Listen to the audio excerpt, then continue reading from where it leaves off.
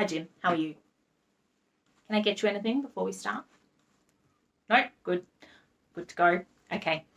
So today's appointment is really just to have a chat about your treatment program, talk about any problems you might be having and how it's going. Okay. So, but before we begin, I'd really like to chat about your goals, why you agreed to participate in the program. Okay. So, staying out of jail and staying clean are both great goals. I would also add to that finishing vocational training and self managing your mental health. I think they're also really important. Do you agree? Good. We're on the same page. So, Jim, I'm really impressed that you've been keeping clean. That's going to be your first hurdle. But let's also put some systems in place just so that you don't slide back into those old habits. First of all, how's your medication going? Yeah, okay. Headaches can't be good, but do you think the alternative, these hallucinations, also interfere with your day to day life and affect your ability to study? Yeah. Well, look, if this medication isn't working, it's going to be hard to function, but it is a condition of the order that you keep up with your treatment. So we need to speak to your psychiatrist about it. They may be able to modify the medication or give you something to treat the headaches. It's important that we get this right because it's not going to be a quick fix. We want something that's going to work for you long term.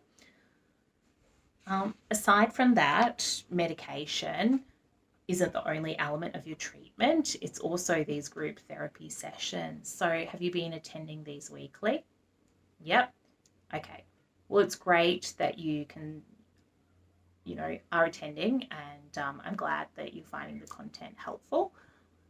But I do understand why you might not want to be around drug users when you're making such a good go of staying clean.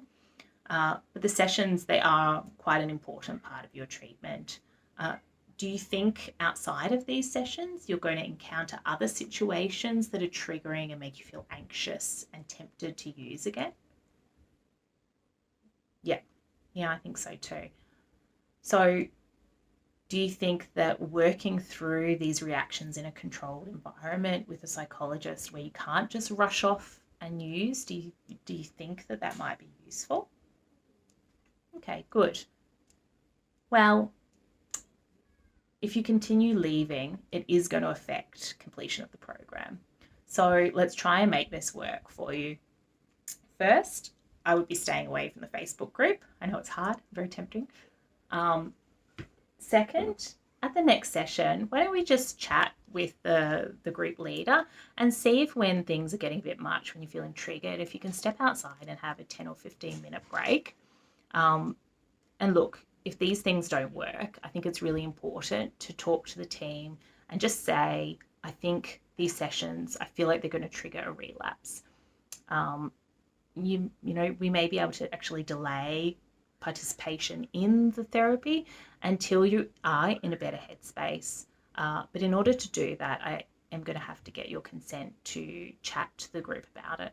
Is that okay? Okay, thank you. So next, your vocational training, how's it going? Okay.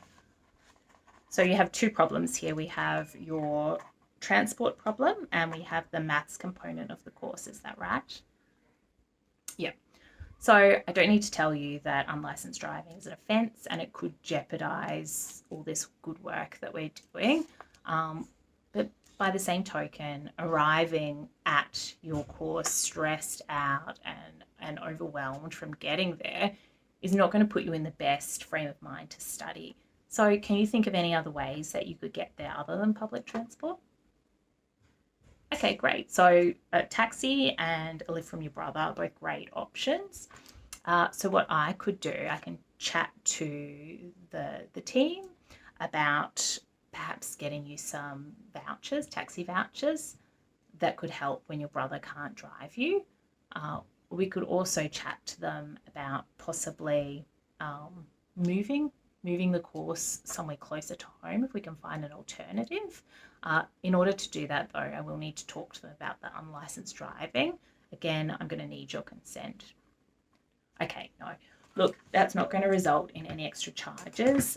If anything, I think it will go in your favor that you have been honest with them about this. At this point, you know, this is why we're here. We're trying to work through these problems before they become bigger problems. Okay. Okay, good. Thanks. So moving on, the actual maths component of the course. Have you talked to the instructor about it? No. Okay.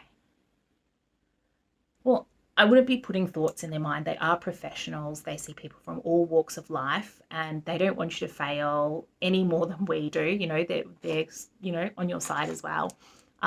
So I can see how it might be hard though to talk to them about it. Would it help if we made an appointment with myself there as well? Yep. So yeah, let's do that. There's a possibility there might be a bridging course or some tutoring that could help you. But also, you know what, if this course isn't working out, it's not the end of the world. We just need to think about if there's anything else that may be better suited to your skills or that you'd really like to do instead. Yeah, there's always a possibility that we can change it to another course. That's not the end of the world. Sounds good? Okay. So we need to start thinking about other options in the next week or so before our next session. Okay, we've covered the main things on the agenda for today. I do have a little bit of a list of things we need to action here. So, Jim, I'm going to give you a copy of my notes and a bit of a list of the things we need to do in the next week or so. And aside from that, do you have any questions about the program or anything else I can help with? No? Okay. Thanks, Jim. Have a great day.